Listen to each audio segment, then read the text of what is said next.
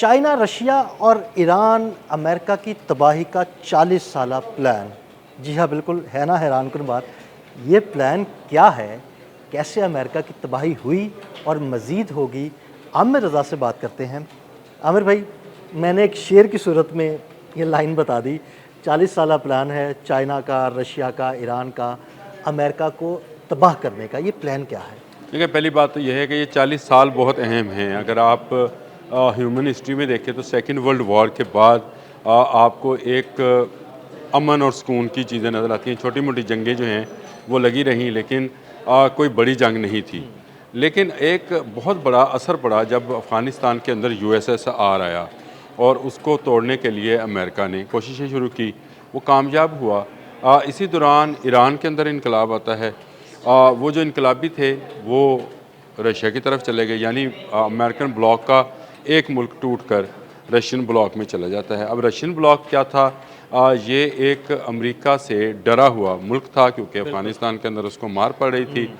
वो चाइना के करीब हुआ, क्योंकि दोनों कम्युनिस्ट कंट्रीज़ थीं।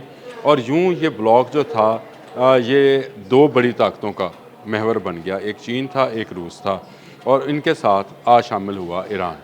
बिल्कुल। अब ये एक और ताकत भी इनके साथ शामिल हो गई, शुमाली कोरिया। देखें, शुमाली कोरिया भी, हाँ बिल्कुल, चलें अब इसको इस तरह से ले लेते हैं कि शुमाली कोरिया भी, लेकिन वो चीनी ब्लॉक ही है। जी बिल्कुल। वो उसी मैंने का दो ब्लॉक्स का हाँ जी, मर्जर बिल्कुल हुआ। ऐसे ही वो ज़ाहिर बात है, इसी ब्लॉक का हिस्सा ही है तकरीबन। अब ये 40 साल पहले से इस पर काम शुरू हुआ कि अमेरिका की ताकत को कैसे ब्रेक किया जाए। आज से तकरीबन 55 साल पहले जब पेट्रो के डॉलर्स का मुआहदा किया था सऊदी अरब ने, शाह फैसल ने, तो उसके बाद से बड़ी ताकतें ये समझती थीं कि मिडिल ईस्ट के अंदर अगर अमेरिका इसी तरह बैठा रहा तो फिर आने वाले वक्त में कोई इसका मुकाबल नहीं रहेगा, तो उसको तोड़ा कैसे जाए। उसके लिए उन्होंने ईरान की तैयारी शुरू कराई। अब ये यहाँ पर वो खबर आती है जो आपने मुझे दी कि ईरान के अंदर नई फ़ौजी भर्तियाँ और नई मिसाइल्स की तैयारी। बिल्कुल ऐसे ही है। मैंने जब इस पर सर्च की अदील साहब, तो मुझे समझ आया कि ईरान को पीपल्स आर्मी ऑफ चाइना जो है, People's Liberation Army of China जो है, उसकी तर्ज पर हर शख्स के लिए फ़ौजी तरबियत को लाजमी करार दे दिया गया।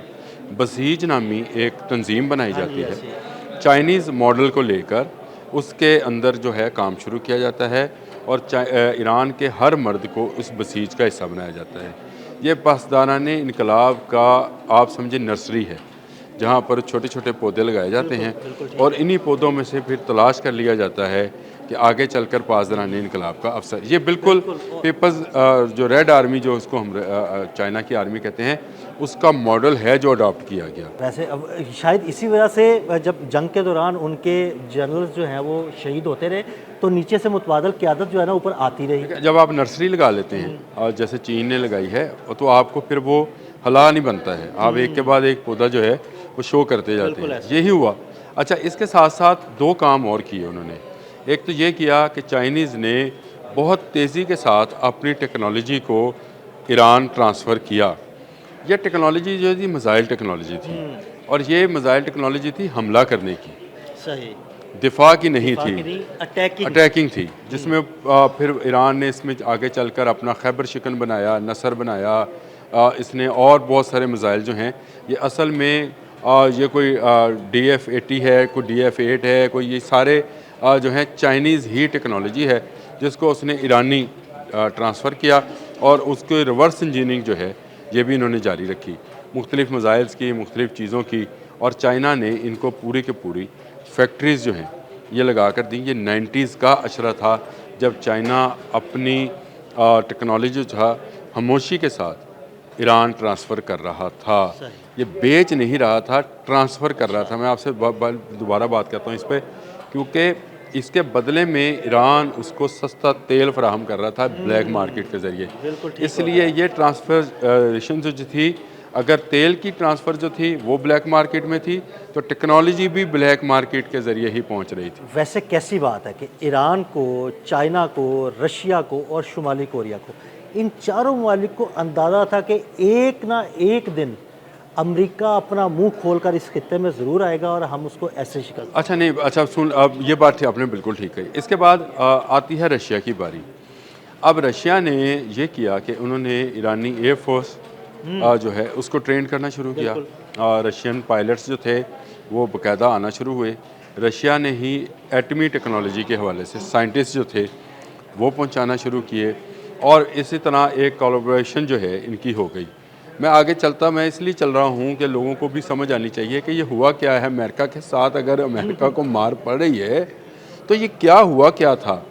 आहिस्ता आहिस्ता ये जो तावन था ये आ गया कि ईरान की जो एयर डिफेंस सिस्टम है वो रशिया चलाएगा और जो मिसाइल हमला करने के हैं वो चाइना टेक्नोलॉजी फराहम करेगा और जो कम्युनिकेशन सिस्टम्स है वो चाइना का बाइडू फराहम करेगा। और ये अभी चल रहा था। इसके बाद इनको एहसास हुआ कि अब दुनिया का सेंटर पॉइंट जो कि मिडल ईस्ट है ये पूरी दुनिया की ताकत का महवर और एंड तक रहना है। ये याद रखें, ये क़यामत से पहले भी सारी जंगें इसी एरियाज़ में होनी है। तो सारों का फोकस पॉइंट जो था वो यही एरिया था जो आपने कहा ना कि ये कितनी देर से तैयारी कर रहे थे। 2019 में ऐसी रिपोर्ट सामने आई जो चाइनीज़ ने निकाली कि अमेरिका मुस्तकिल तौर पर आना चाहता है मिडल ईस्ट के अंदर और ये एक्सपेंड करना चाह रहा है इज़राइल को और ये सपोर्ट करेगा और किसी वक्त भी ये हमलावर हो जाएगा और हमलावर होगा खलीज फ़ारस में ईरान के ज़रिए। फौरी तौर पर एक इतिहाद बनता है। ये बड़ी स्टोरी है। मैं तो हैरान था, आपने तो मुझे क्लू और ख़बर दी थी। मैं जब इसको पढ़ने लगा तो मुझे मेरे लिए बड़ा ही हैरानकुन चीज़ें इसमें सामने आई। उन्होंने 2019 में ईरान, रूस और चीन ने मिलकर जो है एक मुश्तरका मशकों का किया और ये मशकें जो थी ये थी नेवल मशकें। बिल्कुल। और इनमें जो असल चीज़ थी वो ये थी कि बड़े जहाज़ों को हदफ कैसे बनाया जाना है। यानी ये नेवी की मशकें तो थी ही, लेकिन इसमें उसकी कैपेसिटी और कैपेबिलिटी को, ईरान की कैपेसिटी और कैपेबिलिटी को पासदारान इनकलाब के नेवल जो कोर है उसको किस तरह से ट्रेन करना था। उसको जो ड्रोन्स और वो जो मिसाइल्स और बारूदी सुरंगें हैं उसके लिए क्या करना था कि 2019 में काम शुरू किया गया। आज 2026 है, देख लेना तकरीबन 7 साल यानी 40 साल से जो सफ़र शुरू किया था उसका क्लाइमेक्स उनको पता था कि आपने हमज़ बाब मंदब ये बनना है। लिहाजा उन्होंने सबसे ज़्यादा जो कोशिश की वो इसी में की कि ईरान के पानियों को गल्फ़ के मशरक़ में जो मौजूद पानी है जिसको आपने हमज़ कहते हैं, खलीज फ़ारस हम भी लोग कहते हैं, उसको कैसे ईरान के लिए महफूज। ये जो अभी तक अमेरिका उसके अंदर अपना जहाज़ दाखिल नहीं ना कर पाया उसकी बड़ी वजह ये 3 मुल्कों का तावन था। अब आराम से चीन अपने घर बैठा है, रशिया यूक्रेन के साथ वॉर में है, लेकिन ईरान अमेरिका के हाथ में नहीं आ रहा। अब आप अंदाज़ा कीजिए कि ये 40 साला प्लान जो है ये अपने क्लाइमेक्स तक आते आते इसने क्या सूरत हाल अख्तियार की। मुसाद की वो जो रिपोर्ट जिसके बारे में बड़ी शोहरत है तो उसने कहा था कि 4 दिन लगेंगे।